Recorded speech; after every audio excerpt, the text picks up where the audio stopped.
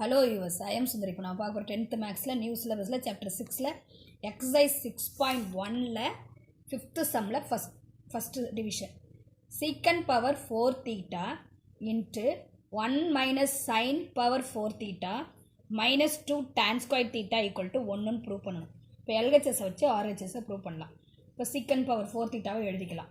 1 minus sine power 4 theta minus 2 tan square தீட்டான்னு இப்போ எல்லாத்தையும் இதை வந்து மாற்ற போகிறோம். சீக்கன் பவர் 4 தீட்டாவை எப்படி மாற்றலான்னா சீக்கனுடைய ரெசிப்ரோக்கல்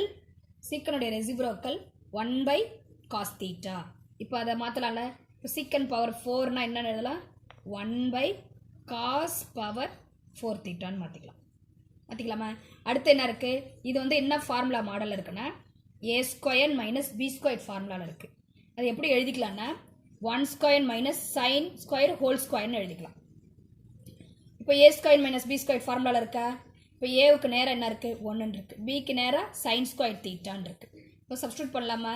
ஏ ப்ளஸ் பி ஃபஸ்ட்டு என்ன வரும், 1 ப்ளஸ் சைன் ஸ்கொயர் தீட்டா. அடுத்து ஏ மைனஸ் பிக்கு பதில் 1 மைனஸ் சைன் ஸ்கொயர் தீட்டா முடிஞ்சிருச்சா. மைனஸ் இந்த 2 அப்படியே போட்டுக்கோ. டேனுக்கு நம்ம என்னென்னு எழுதலாம், சைன் பை காசுன்னு எழுதலாம். Sine square theta by cos square தீட்டான்னு எழுதலாம். எழுதி முடித்த பிறகு இதை அப்படியே எழுதிக்கிங்க. 1 பை காஸ் பவர் 4 தீட்டாவை அப்படியே எழுதிக்கோ.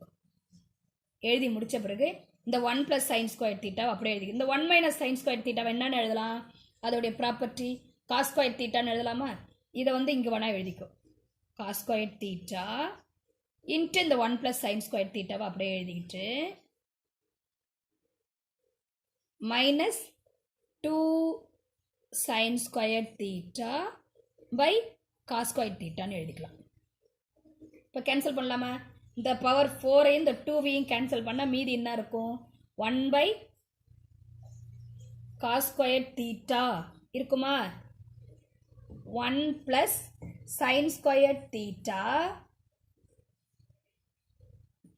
2 sine square theta by cos square தீட்டான்னு வந்துடுமா. இப்போ எல்சிஎம் எடுக்கலாமா. இதுலேயும் காஸ் ஸ்கொயர் தீட்டா இருக்குது, இதுலேயும் காஸ் ஸ்கொயர் தீட்டா இருக்குது. எல்சிஎம் எடுத்துடலாமா. என்ன வரும், எல்சிஎம் எடுத்தால் இதுலேயும் காஸ் ஸ்கொயர் தீட்டா இதுலேயும் காஸ் ஸ்கொயர் தீட்டா ஒன்றா எடுத்துடலாம். இதில் மீதி என்ன இருக்குது, 1 ப்ளஸ் சைன் ஸ்கொயர் தீட்டா. இதில் என்ன இருக்குது, மைனஸ் 2 சைன் ஸ்கொயர் தீட்டான்னு இருக்கா.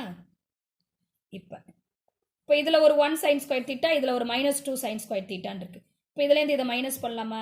மைனஸ் பண்ணால் என்ன வரும், மைனஸ் 2ல் 1 போயிடுச்சுன்னா 1 மைனஸ் சைன் ஸ்கொயர் தீட்டான்னு வந்துடும் by cos square theta equal to 1 minus sine square theta என்னன்னு பார்த்துருக்கோம், நம்ம காஸ் ஸ்கொயர் தீட்டான்னு பார்த்துருக்கோம்.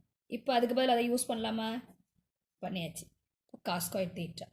இப்போ இது ரெண்டையும் கேன்சல் ஆகுமா. காஸ் ஸ்கொயர் தீட்டா கேன்சல் பண்ணால் என்ன வரும், 1ன்னு வந்துடும். இப்போ ஆர்ஹெச்எஸ் ப்ரூவ் ஆகிடுச்சு. ஓகேவா, இதான் ஆன்சர்.